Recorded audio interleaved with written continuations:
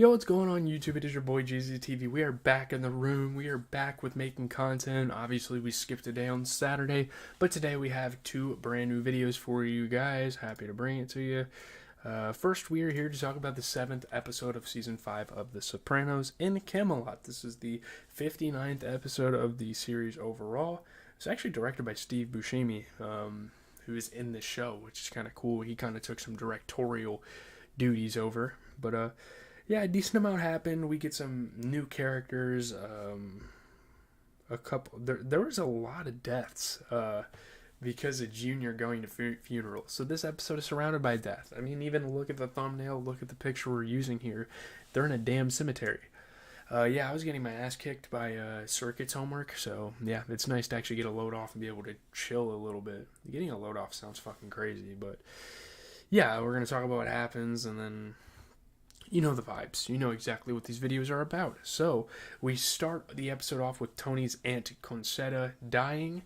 After the funeral at his father's grave, he happens to meet Fran Felstein, his father Johnny Boy's longtime comare, who is a mistress. This is the girl that he went out with when he was with his mom. And can you blame him? I mean, Olivia was a pretty hateable character. Not a lot of people wanted to deal with her on a daily basis. So, him having a mistress is completely understandable. And by the way, the other video today is going to be an NBA recap of everything over the weekend, all the basketball games. So they continue to meet. Tony kind of continues to meet with her. And Tony learns more about his father from her. And this is super interesting because a lot of things were left behind closed doors and weren't told to him as a 16-year-old kid. He learns that, pressured by his mother Livia, Johnny Boy took his childhood dog Tippy away. He gave it to Fran and he became her son's dog. Which is kind of fucking crazy. Like, he looks at the picture, he's looking around at her house at all these old pictures, and he sees this dog. He's like, wait a minute, that's my dog. And he's obviously not blaming her. He thinks she's a very pleasant woman. She's very polite, very classy. You know, she uses a handkerchief. He's, like, kind of noticing things about her, but it's just kind of fucked up that he found out that way, but it is what it is. So, Fran also remembers Junior, who she says almost used to stalk her. Junior tells Tony he loved her but was not bold enough to tell her. And it might have looked like he was a creep, even though he really didn't take any action towards her or make any advances or anything like that. Fran also tells Tony about a one-time fling with President John F. Kennedy. So this was she was a pretty big deal back in the day. She was the one, you know, everyone was going after her. She was a very good-looking woman back in the day. I mean, especially for the time. I mean, we are talking about like the 50s and 60s. So, yeah, it's really interesting to learn more about this woman, and she actually had some pretty crazy things happen in her life. So, Tony and Fran tour a midget car racetrack in New Egypt. So she has explained that Johnny Boy had promised to leave her a share of the racetrack, but that Phil and Hesh Rabkin cheated her out of it and kind of negotiated their way into just taking full control of it and getting as much money as possible. We know how greedy people in the mafia can be. This is nothing new. So Tony is kind of mad about this. Like, it's understandable. I mean, obviously it happened like years ago, like them negotiating her out of the contract, but he still wants to give back to her. And Tony's dad said, like, if you have problems, call my son. And this is Tony's kind of like good doing and kind of helping her make sure she's good, you know, and all that stuff. It's really interesting. So Tony undertakes to collect the money on her behalf and has a sit down with Phil and Hesh, meditated by Johnny. Johnny's obviously becoming the big dog over in New York, so he's kind of helping organize sit downs and all sorts of stuff like that. So while Hesh agrees to pay, Phil objects to paying 25% delays payment. I mean, these guys are just disrespecting Tony, and like it's kind of crazy. It feels like they kind of forget how important of a figure this guy is. I mean, he is the boss of Jersey.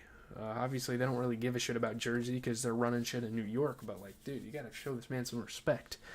So when Tony spots him in the street, there's a car chase that ends with Phil crashing into a truck. You know, he's kind of running from Tony, revving his car up and not seeing where he's going, runs into a truck.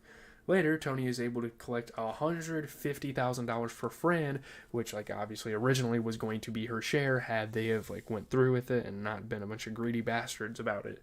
But there you go. She's pretty much set for life now. $150K back in 2004 is honestly a lot of money. I would say it's about $200K now. I mean, that's not bad at all. So, Junior, maybe that's not true, but Junior, with his mental health and memory now improved due to new medication, says he is going stir crazy while still under house arrest. He wants to get out of the house, he wants to go do things, and his excuses are finding anyone connected to him that he can that have passed on, going to their funerals, talking to people, just getting. It's not even about social interaction, it's just about getting out of the house and talking to these people.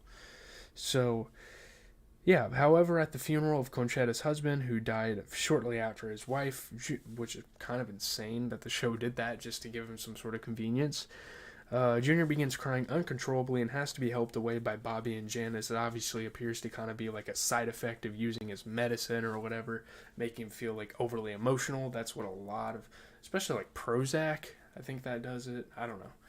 Even though you're not supposed to be depressed, but...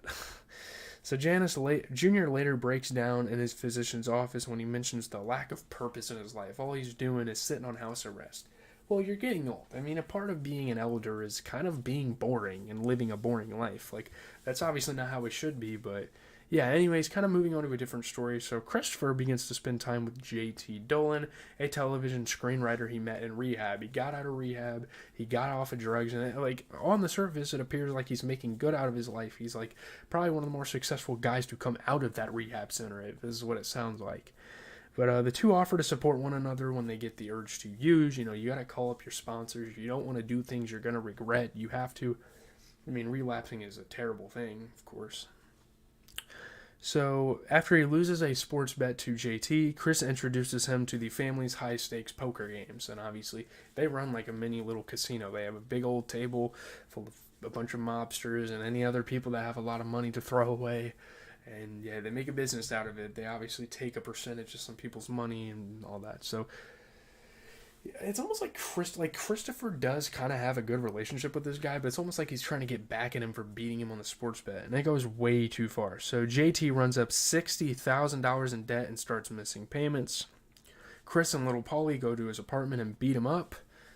So now JT's life's going downhill. Not only is he in debt, but he loses some writing jobs, and he turns back to heroin and relapses. His life is going completely downhill. What looked really positive at first and what looked like rehab was doing something, he's right back to where he was before. Chris then helps to direct him back towards rehab. He obviously didn't want him to go this far downhill, so he's going to help him out as a friend and a guy that was in rehab with him. So, yeah. Tony's friendship with Fran begins to sour as he learns that Johnny Boy was often with her when he was needed, including the night Livia was hospitalized for a miscarriage. On that occasion, Tony had to lie to his mother to protect his father, and he realizes kind of the extent and kind of the mistakes being made at that time. Furthermore, Fran tries to openly disparage Livia to Tony, and after claiming she was broke, buys expensive clothes with the money he obtained for her, which is super fucked up. Dr. Melfi suggests he could have more sympathy for Livia, forgive her, and forget. Tony remains unsympathetic, recalling that Livia made his father give Tippy away. Like, come on, that was a very important part of a childhood. It doesn't seem like a big deal, but yeah. So as the episode closes, Tony starts regaling his buddies at the bottom, being with exaggerated accounts of Fran's involvement with JFK, saying, oh, they dated for 3 years. Oh, she was damn near the first lady. Like, all these insane stories. It's kind of funny. But, we get a couple new characters. We get J.T. Dolan, who's Christopher's Alcoholics Anonymous friend, who is also a screenwriter. Probably not anymore, though. We have Bert Gervasi, who's the cousin of Carlo Gervasi, an associate in the Soprano family. And obviously the episode had 5 deaths, the most in the series. They all happened off screen. None of them were murders. But these were, again, the reasons why Junior went to funerals. We have Aunt Conchetta, who died of a heart attack. Vincent Pontronello was claimed by Junior to be a distant relation. Mrs. Crilly was the sister of Uncle Junior's cousin by marriage. There was a 7-year-old random boy who died in a jacuzzi, son of Sal from the dry cleaners. And then we have Uncle Nicolo Zio, who's the husband of Conchetta. So all those characters died, and they gave him a reason. It wasn't like there was any super impactful deaths, like any of the important characters died off, and that was kind of a unique way, I guess, here of the show bringing death to it. But I'm out, guys. Leave a like, comment, subscribe. I'm probably going to go hit some cardio.